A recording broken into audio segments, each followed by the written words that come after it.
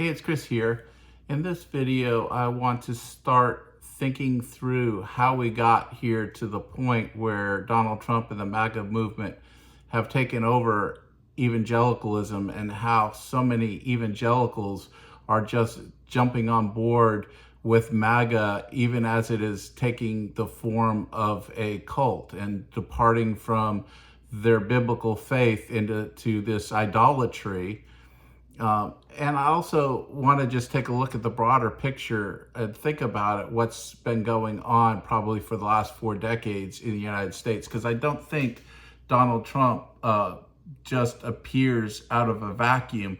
In fact, as somebody who does have those personality traits of narcissistic personality disorder and a social personality disorder, what we call malignant narcissism, these kind of cult leaders, whether political, religious, often like Donald Trump, fuse religion and politics together.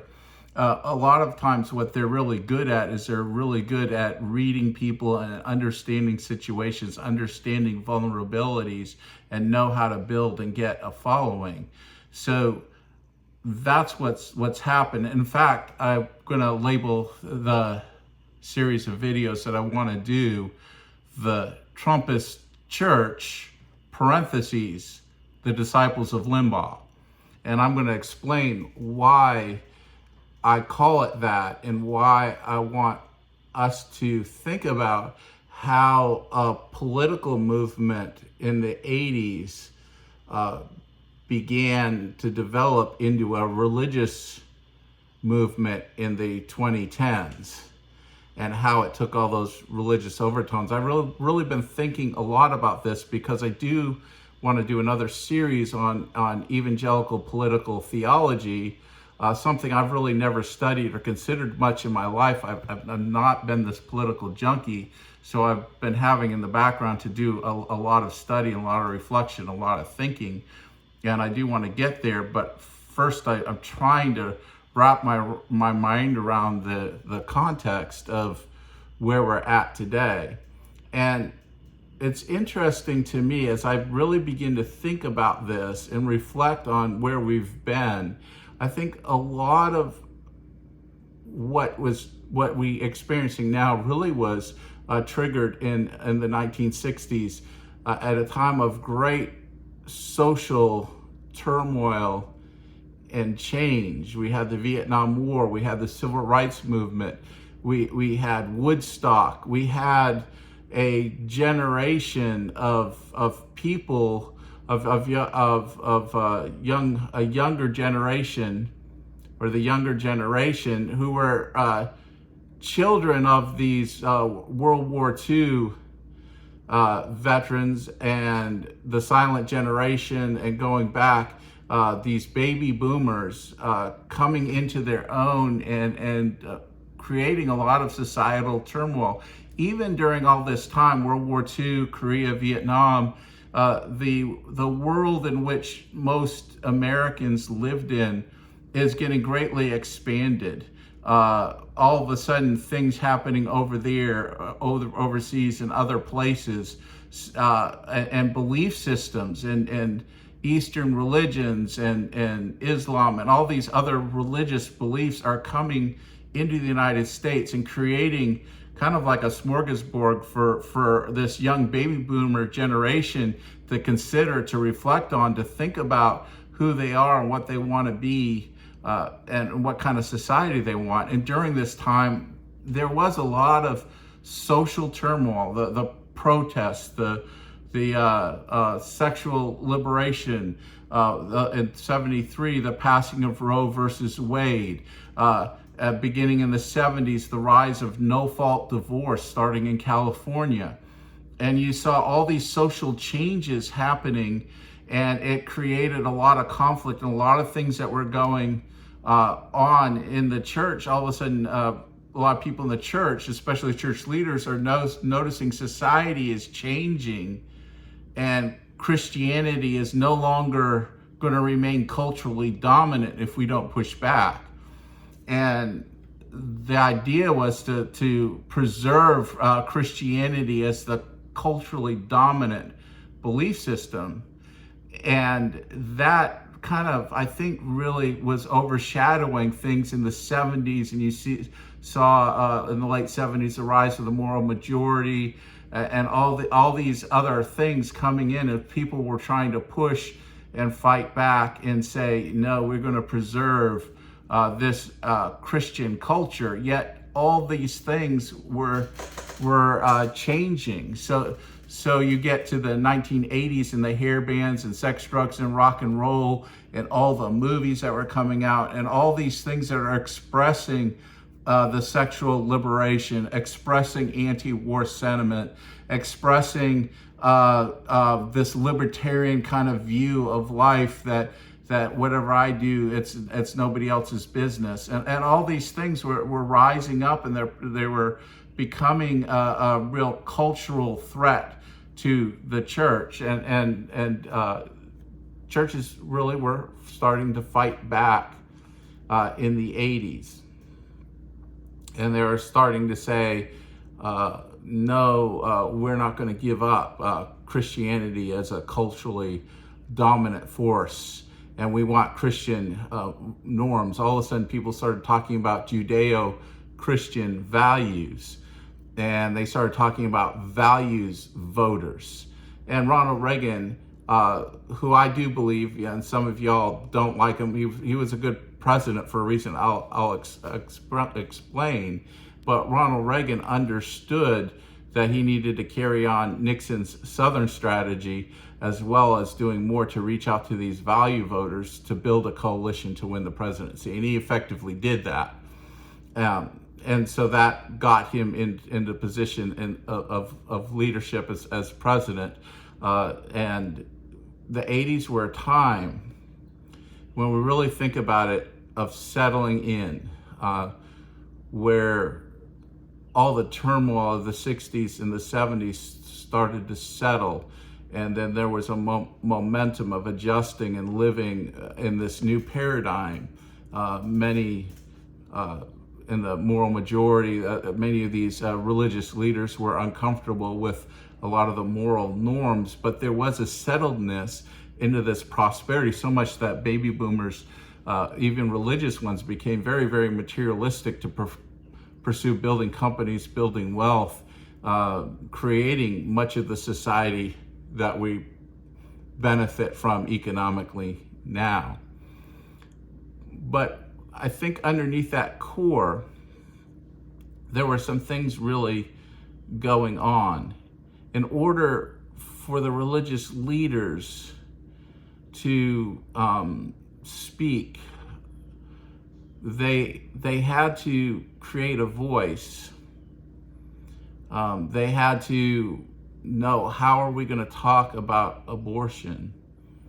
And very early on, the moral majority, and again, if you look at this historically, they realized that the best way to argue against abortion, for example, was to embrace the Roman Catholic idea that life begins at conception.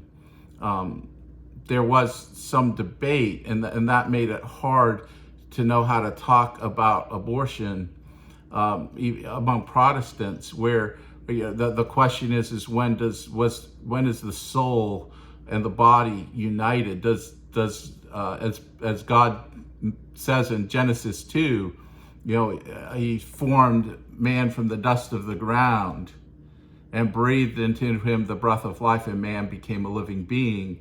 And this forming and shaping, like the potter shaping the clay of this living organism, this human being, when God breathed into him the breath of life, and he became a living being, a lot of people historically thought, and they talk about the quickening, the awakening, that the soul came in the body when the child coming out of the womb took the first breath. And before that, it was being a child, he or she was being knit in the womb, together, formed, fashioned by God as a living organism, getting ready, getting fit to receive a soul that comes with the first breath.